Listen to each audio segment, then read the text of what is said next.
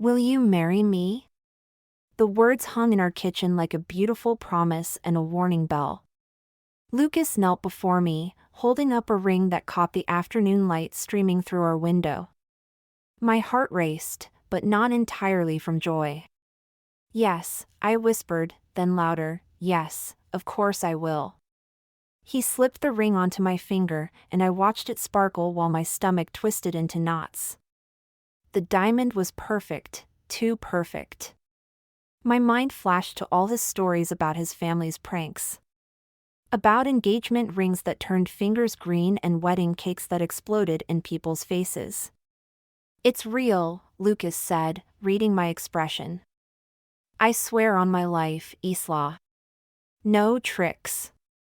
I pulled him close, breathing in his familiar scent of coffee and cologne. I believe you, I said, but my voice wavered.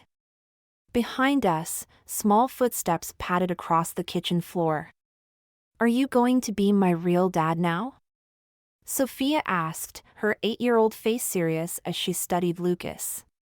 He opened his arms and she ran into them. If you'll have me, kiddo. I watched them embrace, fighting back tears. This was everything I'd wanted since my divorce 3 years ago, a real family, a fresh start. But Lucas's family loomed over us like storm clouds. We need to tell your parents, I said, the words tasting bitter. Lucas's smile faltered. They'll be thrilled.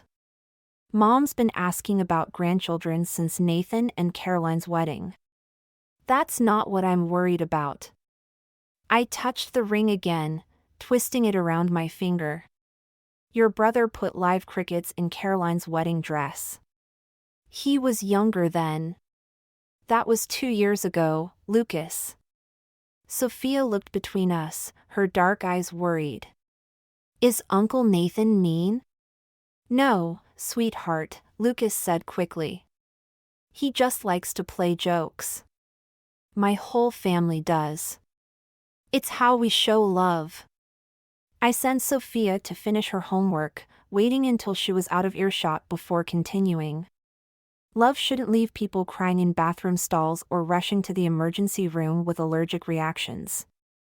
They'll be different with you, Lucas insisted, but he wouldn't meet my eyes. They know how much you mean to me. Like they were different with Caroline? Or Amanda before her? Or Rachel? I counted his brother's pranking victims on my fingers. Your family drove away every girlfriend Nathan had until they found someone who'd put up with their traditions. Lucas ran his hands through his hair, a gesture I'd learned meant he was struggling.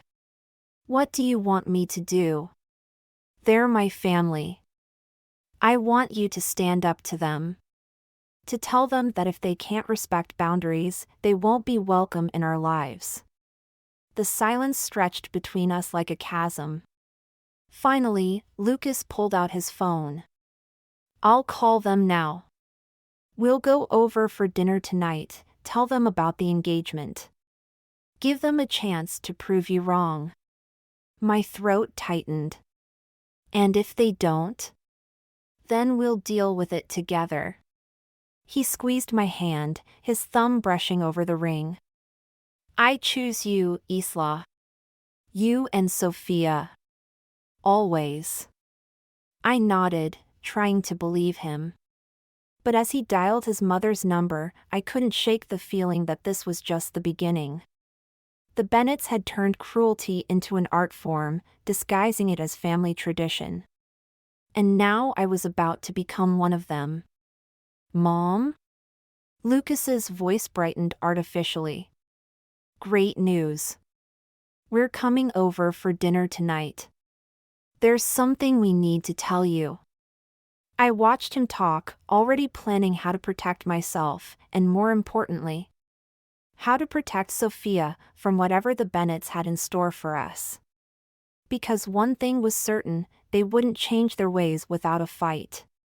And I was ready to fight back. The engagement ring turned my finger green 3 days after the dinner at the Bennetts. I stared at the stain spreading across my skin like a bruise, remembering Evelyn's too bright smile as she hugged me. "Welcome to the family, darling."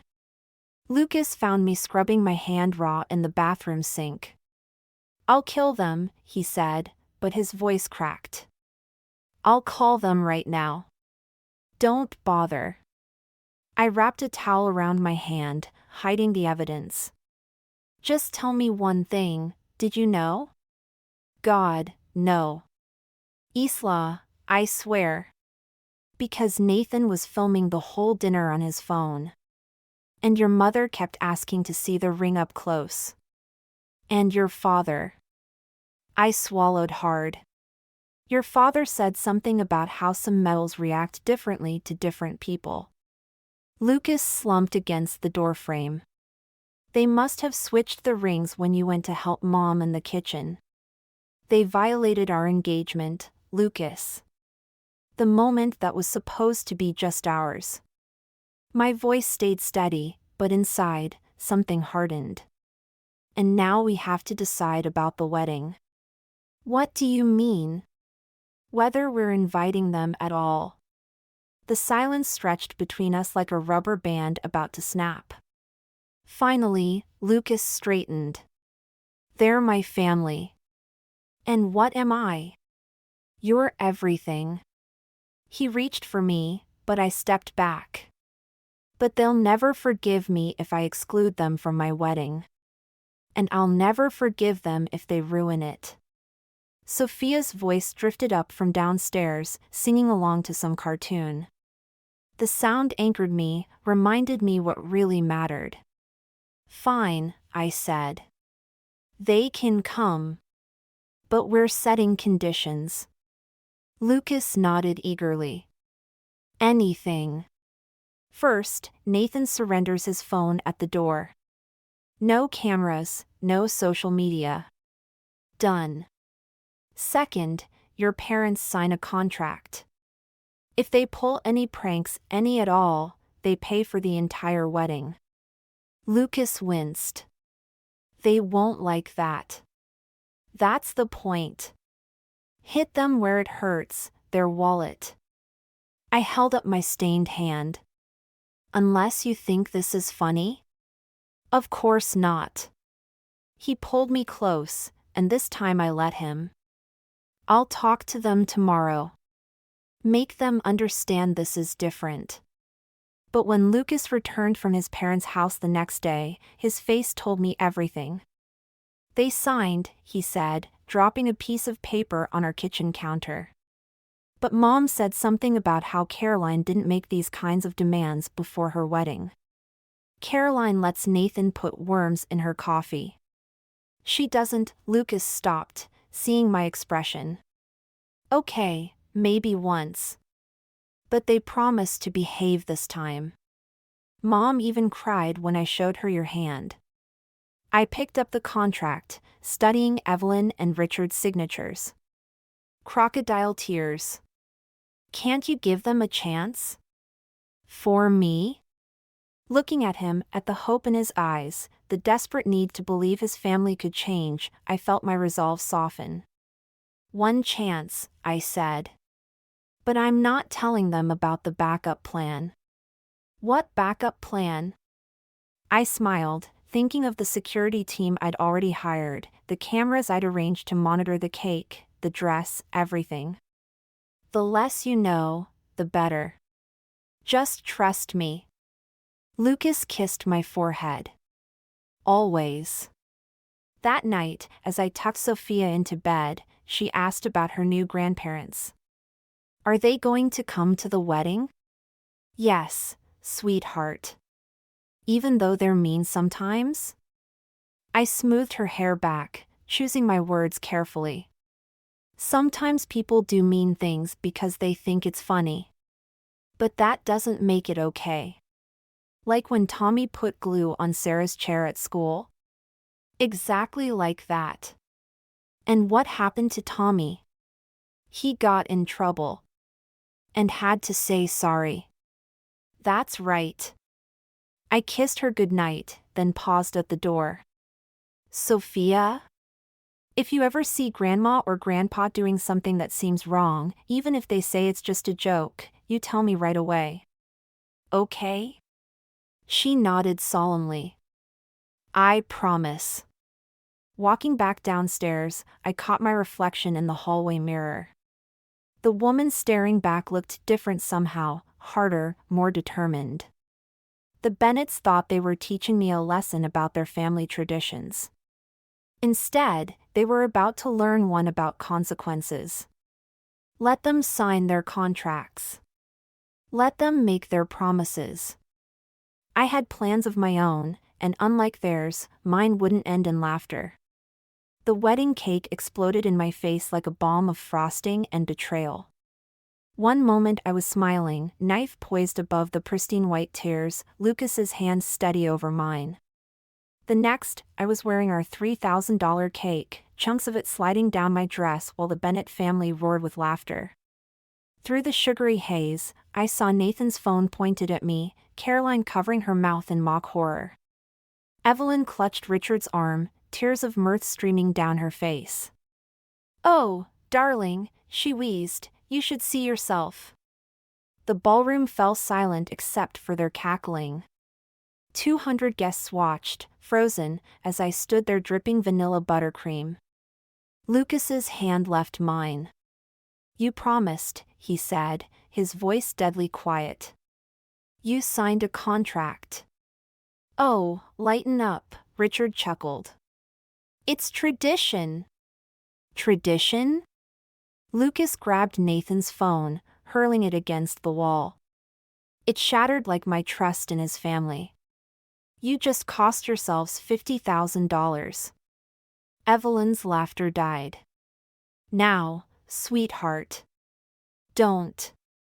I finally found my voice, sharp as broken glass. "Don't you dare try to explain this away." Sophia appeared at my side, her flower girl dress pristine compared to my ruined gown. She took my sticky hand. "Mama?" "It's okay, baby." I squeezed her fingers, anchoring myself. "Go with Aunt Ava for a minute."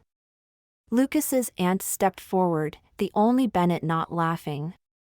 She led Sophia away, shooting a disgusted look at her family. "Come on, Isla," Nathan called. "The video's going to get 1,000,000 views."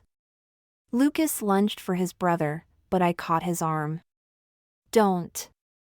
They're not worth it." "Listen to your wife," Richard said.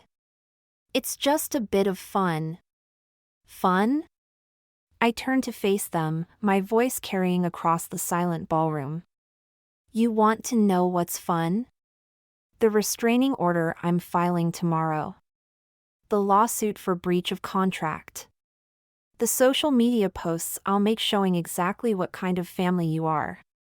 "You wouldn't dare," Evelyn hissed, all pretense of humor gone. "Try me." I pulled Lucas toward the door. "We're leaving. Anyone who's not a Bennett is welcome to stay and enjoy the reception. The rest of you can go to hell." "Isla, wait," Caroline started forward, but Nathan yanked her back. "Let the princess go," he sneered. "She clearly can't take a joke."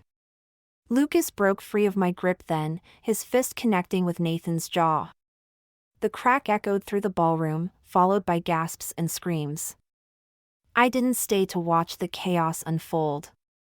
In the bridal suite, I tried salvaging what I could of my dress. Lucas found me there, his knuckles bloody. "I'm so sorry," he whispered, reaching for me. I stepped back. "Don't. Just. Don't." "What do you want me to do?" "I want you to choose." The words came out raw, honest. Them or us. "Because I can't do this anymore, Lucas. I won't let Sophia grow up thinking this is normal." He sank into a chair, head in his hands. "They're my family. And we're not." "Of course you are. But cutting them off completely. They humiliated me on my wedding day. They filmed it. They laughed. My voice cracked. And you still can't choose? The silence stretched between us like years of future heartbreak. Finally, Lucas looked up, his eyes red. I'll tell them we're done. No contact, no holidays, nothing. Don't make promises you can't keep. I mean it this time. He stood, reaching for me again. This time, I let him pull me close. We'll move if we have to. Change our numbers. Whatever it takes. I nodded against his chest, breathing in his cologne mixed with vanilla frosting. But even as he held me, even as he whispered promises and apologies, I felt something shift inside me. The woman who walked down the aisle today died in that ballroom, replaced by someone harder, someone who understood that sometimes love wasn't enough. Because Lucas might have chosen me today, but tomorrow would test that choice. And the day after. And every day until either his family broke him or he broke them. I just had to decide which outcome I was willing to wait for. The pregnancy test shook in my hands like a live wire. 2 pink lines, clear, unmistakable, terrifying. 3 months of marriage, 3 months of fragile peace with the Bennetts, and now this bomb waiting to explode. I buried the test at the bottom of the kitchen trash, beneath coffee grounds and yesterday's mail. Lucas couldn't know. Not yet. Not until I figured out how to protect this child from his family's idea of tradition. Mama? Sophia padded into the kitchen, still in her pajamas. Are you sick again? I forced a smile. Just a little queasy, baby. Nothing to worry about. Is that why you were crying in the bathroom? Before I could answer, my phone buzzed. Evelyn's name flashed on the screen, making my stomach lurch for entirely different reasons. I declined the call, but seconds later, a text appeared. Saw you at the pharmacy yesterday. Buying something special? Winking face. The winky face mocked me. I deleted the message, but the damage was done. They knew. Somehow, they always knew. Lucas came home that evening with takeout and a strange expression. Mom called. Of course she did. I pushed my untouched food around the plate. Why didn't you tell me? Tell you what? Isla.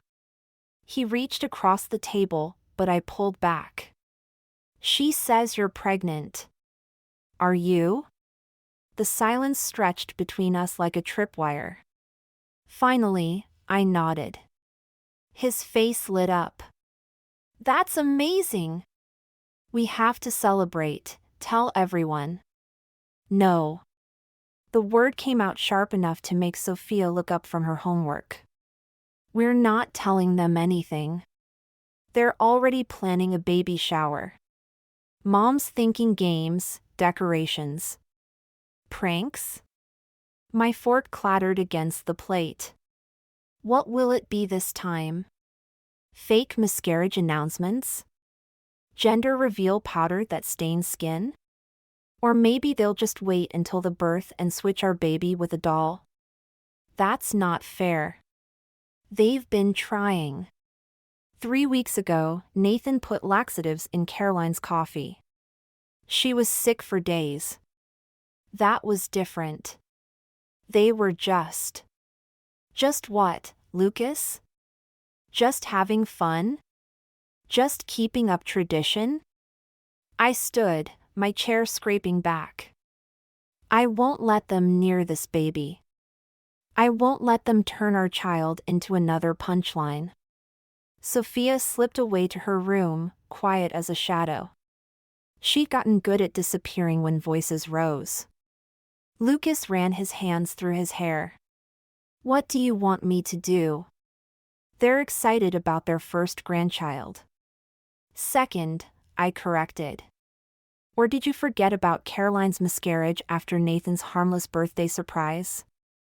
The color drained from his face. We never talked about that day, about Caroline's screams when the jack-in-the-box sprayed her with compressed air, about the bleeding that followed. That was an accident, he whispered. Everything's an accident with them. Everything's just a joke until someone gets hurt. I pressed a hand to my still flat stomach. But I won't let them hurt this baby. Even if that means leaving. Leaving? Lucas stood so quickly his chair toppled. You can't be serious. Try me. I met his gaze steadily. Choose, Lucas. Right now. Either we move somewhere they can't find us, or what? Or I'll leave anyway. With both my children.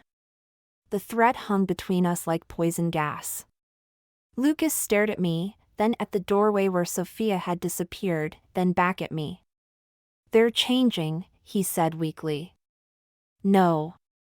They're just getting better at hiding it. I walked to the window, watching darkness settle over our neighborhood. I won't raise another child in fear of their next tradition. Behind me, Lucas's phone buzzed. Another text from Evelyn, probably more baby shower ideas, more promises of family togetherness. More lies. 1 week, I said, not turning around. That's how long you have to decide. After that, I'm done waiting. His footsteps crossed the kitchen, paused at the doorway. I love you, he said softly. I know. I watched his reflection in the window glass. But sometimes love isn't enough. After he left, I pulled out my phone and opened a new message to Aunt Ava. She'd helped Caroline once, tried to at least. Maybe she'd help me too. Need advice, I typed. About leaving. Her response came immediately, come over tomorrow. Don't tell anyone. I deleted the exchange, then went to check on Sophia. She was already asleep, clutching her stuffed rabbit, a gift from the Bennetts that I'd carefully checked for hidden cameras or pranks. Never again, I promised silently. Never again would my children have to check their toys for traps. The funeral home smelled of lilies and lies. I sat in the front row, my black dress stretched tight across my 7-month pregnant belly. While the Bennetts turned my husband's death into their final joke. Remember when Lucas put salt in the sugar bowl? Nathan's voice cracked with laughter, not grief, as he delivered the eulogy. Mom was spitting out her coffee for days. Beside me, Sophia clutched my hand. 10 days since the accident, and she hadn't spoken a word. Not since the police came to our door. Not since I had to tell her Daddy wasn't coming home. And at his wedding, Nathan continued, but Aunt Ava cut him off. That's enough, Nathan. Oh, come on. Even Isla has to admit the cake thing was classic Lucas. My chair scraped back before I realized I was standing. The room went silent except for Evelyn's poorly concealed giggles. She'd been drinking since breakfast, I'd smelled it on her breath when she'd hugged me, whispered, at least he went out with a bang. The crash had been head-on. Lucas died instantly. The other driver walked away. Classic Lucas? My voice carried across the chapel. My husband is dead. Your brother is dead. And you're turning his funeral into a comedy routine? Lighten up, Richard called from his seat. He would have wanted us to laugh. He wanted you to change. The words tasted like blood in my mouth. He wanted you to stop hurting people. To be better. But you couldn't even give him that. Caroline stood, reaching for me. Isla, you're upset. The baby. Don't. I jerked away. Don't pretend you care now. Where were you when Nathan put those firecrackers in Lucas's car last month? The ones that made him swerve into a lamppost? The color drained from Caroline's face. Nathan's laughter died. What? Aunt Ava's voice cut through the silence. What firecrackers? Just a little surprise, Nathan muttered. To celebrate the baby. Lucas thought it was funny. He could have died then. The words exploded from me. He almost did. But you just kept pushing, didn't you? Every prank, every surprise, pushing and pushing until. Now wait just a minute, Richard stood, face red. You can't possibly be suggesting. Your traditions killed my husband. Each word fell like a hammer. Your jokes, your pranks, your constant need to hurt people for fun, it all led to this. To him being distracted, paranoid, always looking over his shoulder for the next attack from his own family. Evelyn swayed to her feet. How dare you? We loved Lucas. You loved having a victim. I turned to the gathered mourners, to the faces I recognized from years of family gatherings. Did you know they put laxatives in Caroline's coffee when she was pregnant? That she lost the baby? Did you know they filled Lucas's car with fireworks last month? Did you laugh then? Are you laughing now? The silence was absolute. Even Nathan looked sick. Mama? Sophia's voice, barely a whisper, broke something inside me. Can we go home? I gathered her close, feeling my unborn child kick against her as we embraced. Yes, baby. We're leaving. I looked at the Bennetts one last time. And we're never coming back. You can't keep us from our grandchildren, Evelyn called after us. We have rights. I turned at the door, one hand on my belly, the other holding Sophia. Try to come near us, and I'll show you what real revenge looks like. Because unlike you, I don't think causing pain is funny. Outside, Aunt Ava waited by her car. I'll drive you home. No. I pulled out my phone. I'm calling a cab. And then I'm calling my lawyer. East Law. They need to pay, Ava. Not just for Lucas. For everyone they've hurt. For every joke that left scars. I met her eyes. Will you help me? She glanced back at the chapel, where Nathan was now arguing with Richard, where Caroline sat crying. Where Evelyn knocked back another drink from her flask. Yes, she said finally. It's time someone stopped them. As we waited for the cab, I felt Lucas's absence like a physical wound. But beneath the grief, something else grew alongside our child, a determination that would reshape the Bennett family forever. They wanted to play games? Fine. But this time, I'd make the rules. 5 years passed like a held breath. Lucas Jr., we called him LJ, grew into his father's smile and my stubbornness. Sophia turned 13, all sharp edges and quiet strength. And the Bennetts?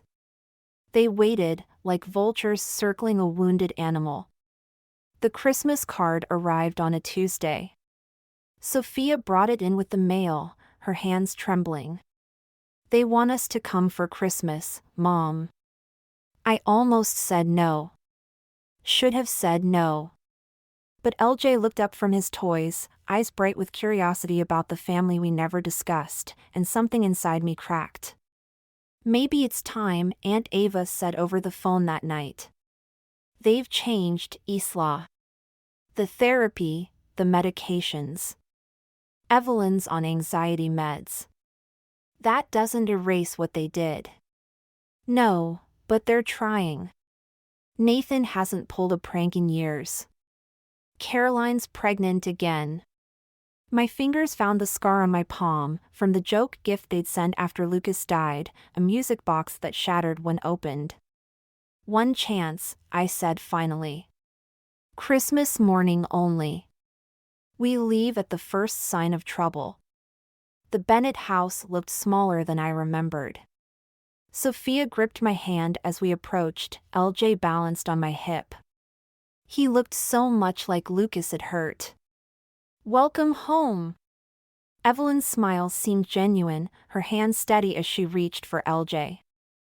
I stepped back. No touching without permission. That was the agreement.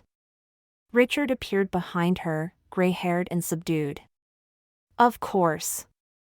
We understand." The morning started well enough. Normal presents, normal breakfast. Nathan and Caroline sat across from us, their own toddler throwing Cheerios.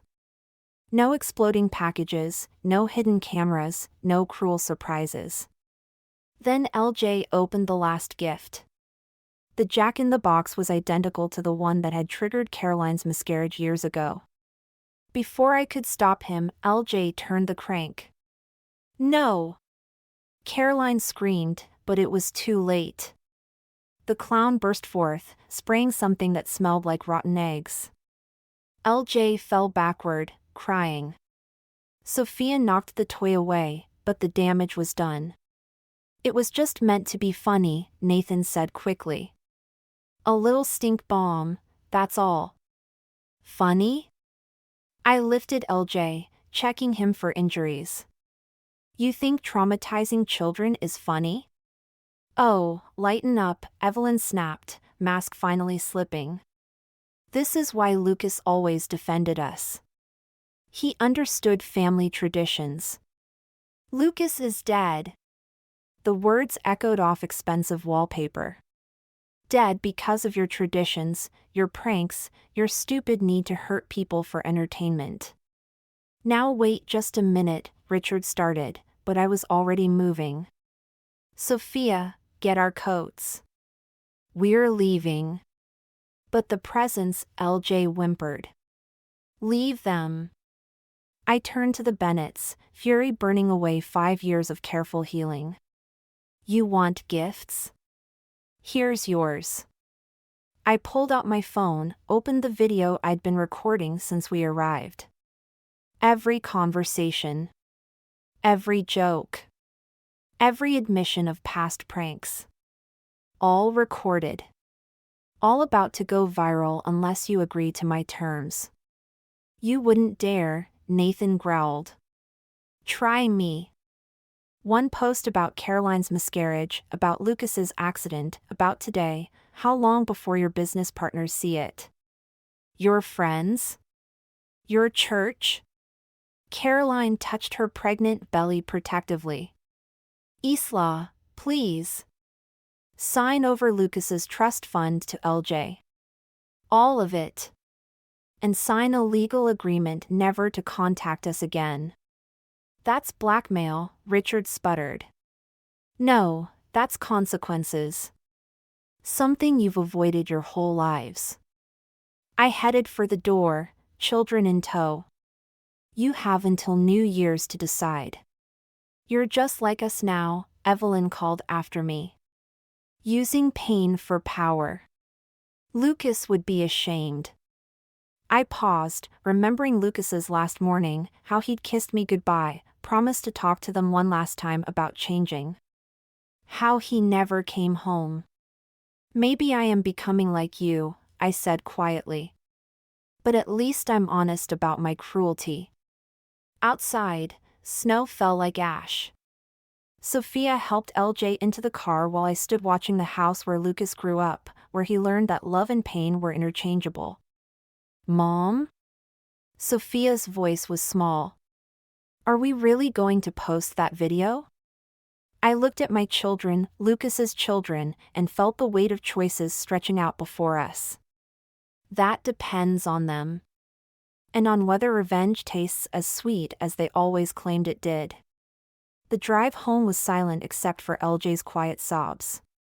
In my pocket, my phone buzzed with messages from the Bennetts, but I didn't check them. Let them worry. Let them fear. Let them finally understand how it feels to be on the other side of their games. Sometimes the only way to end a tradition is to break it completely. The video went viral faster than a California wildfire. 3 million views in 24 hours. Comment sections exploding with outrage. Local news stations calling. The Bennett family's carefully constructed facade crumbled with each share, each angry reaction, each exposed truth. I watched it burn from behind my screen, LJ asleep in my lap, while Sophia did homework at the kitchen table. Mom? She looked up from her textbook. Aunt Caroline's trying to video call. My finger hovered over the accept button. Caroline's face appeared, tear-streaked and hollow. They're destroying everything, she whispered. Nathan's business partners are pulling out. The church asked Mom and Dad to step down from the board. Everyone knows. That was the point. Please, take it down. We'll sign whatever you want. Too late. I shifted LJ gently. The truth doesn't belong to me anymore. It belongs to everyone you've ever hurt. The doorbell rang. Through the security camera, I saw them all, Evelyn, Richard, Nathan, even Aunt Ava. Standing in the snow like supplicants at a temple. Don't answer it, Caroline pleaded. Nathan's. He's not himself. I ended the call. Sophia, take LJ upstairs. Lock the door. Don't come down unless I call you. The doorbell rang again, more insistent. I opened it, keeping the security chain latched. Come to plant more bombs? Hide more cameras? We came to apologize, Evelyn said, but Nathan shoved past her. You vindictive bitch. His face was red, spittle flying. You've ruined us. No, you ruined yourselves. I just showed everyone the truth. The truth? He slammed his fist against the door. The truth is Lucas loved our traditions. He understood family. The truth is Lucas was terrified of you. The words exploded from me. He checked his car every morning for pranks. Tested his food before eating. Jumped at loud noises. You didn't love him, you tortured him. That's not Richard started, but Aunt Ava cut him off. Yes, it is. She stepped forward. We all saw it. We just pretended not to. Shut up, Ava, Evelyn snapped. You were always too soft. And you were always too cruel. Ava pulled out her phone. Which is why I saved every text, every email, every video of your pranks for the past 20 years. Including the ones about Lucas's accident. Nathan went pale. What are you talking about?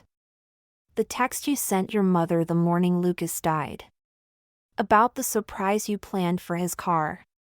The one you deleted after you heard about the crash. The porch fell silent except for the wind. Even Nathan stopped breathing. I didn't.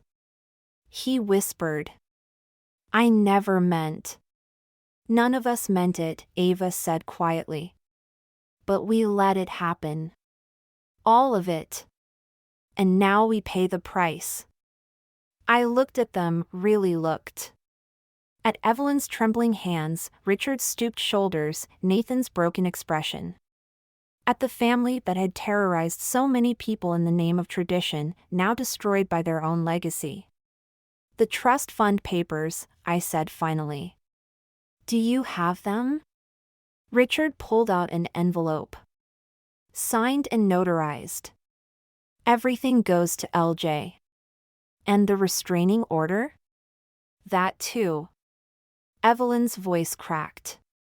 But please, let us at least send cards on their birthdays. No. I took the envelope. You don't get to hurt them anymore. Not ever again. Then why did you really post that video? Nathan asked. If not for negotiations? I thought of Lucas, of his last morning, of all the mornings he spent checking for traps and pranks. Of the fear that lived in him until the day he died. Because somewhere out there, another family thinks cruelty is funny. Another child is learning that love means pain. Maybe now they'll think twice. We could change, Evelyn whispered. Then change. But do it far away from us. I closed the door on their protests, their pleas, their too-late apologies. Upstairs, I heard LJ laughing at something Sophia said, the sound pure and unburdened by fear. My phone buzzed with another news request, another chance to tell our story. But as I looked at the papers in my hands, justice served cold and clean, I realized I was done with the Bennett's story. It was time to write our own. The package arrived on Lucas's birthday. No return address, just a small box wrapped in plain brown paper. Inside, I found an old leather journal and a letter from Aunt Ava. Found this while cleaning out the attic. It was Lucas's. You should have it. Sophia helped LJ with his homework while I sat at the kitchen table, running my fingers over the worn cover. The last page held an entry dated 3 days before the accident. Sometimes I wonder if they can change. If anyone can. Mom says pranks are how we show love, but all I see is fear. In Isla's eyes when she checks her food. In Caroline's when Nathan enters a room. In Sophia's when she visits her grandparents. I'm going to end it tomorrow. Tell them either they get help or they lose us. Maybe they'll finally understand that real love doesn't leave scars. My hands shook as I turned back through the pages, finding years of documented pranks, accidents, near misses. Lucas had been building a case, gathering evidence, preparing to do exactly what I'd done with that viral video. The doorbell rang. Through the window, I saw Caroline standing on the porch, heavily pregnant, holding something. 5 minutes, I said through the door. That's all you get. She held out a tablet. Nathan's in therapy. Real therapy, not just the court-ordered kind. He wanted you to see this. The video showed Nathan in a sterile office, tears streaming down his face. I killed my brother, he said to someone off-screen. Not directly, but I killed him all the same. With every prank, every scare, every time I made him feel unsafe in his own life. And I can't take it back. I can't fix it. But I can change. I have to change. Why show me this? Caroline touched her belly. Because I'm having a girl. And I need to know if there's ever a chance. If we prove we're different. That's not my decision anymore. I handed back the tablet. It's theirs. I gestured to where Sophia and LJ watched from the window. They'd grown so much, Sophia nearly as tall as me now, LJ with Lucas's quiet strength in his eyes. But if you want a chance, I added, start with the truth. Show them the journal. Let them see who their father really was, and what he died trying to change. And Mom and Dad? They made their choices. Every day, for years, they chose cruelty over kindness. Now they live with those choices. Caroline nodded, then pulled out one last item, a sealed envelope. Lucas wrote this the week before. Before everything. Made me promise to give it to you if anything ever happened to him. I was too ashamed until now. Inside, I found a single page. My love. If you're reading this, I failed. Failed to protect you from my family, failed to change them, maybe failed to come home to you. But please know this, you showed me what real love looks like. Not the twisted version I grew up with, but something pure and strong and kind. Whatever happens, don't let them dim that light in you. Don't let revenge poison what makes you beautiful. Show our children that breaking cycles takes more courage than continuing them. I love you. I'm sorry I couldn't fix this. L. Caroline left quietly while I read. When I looked up, Sophia and LJ stood beside me. Can we read it? Sophia asked. Yes.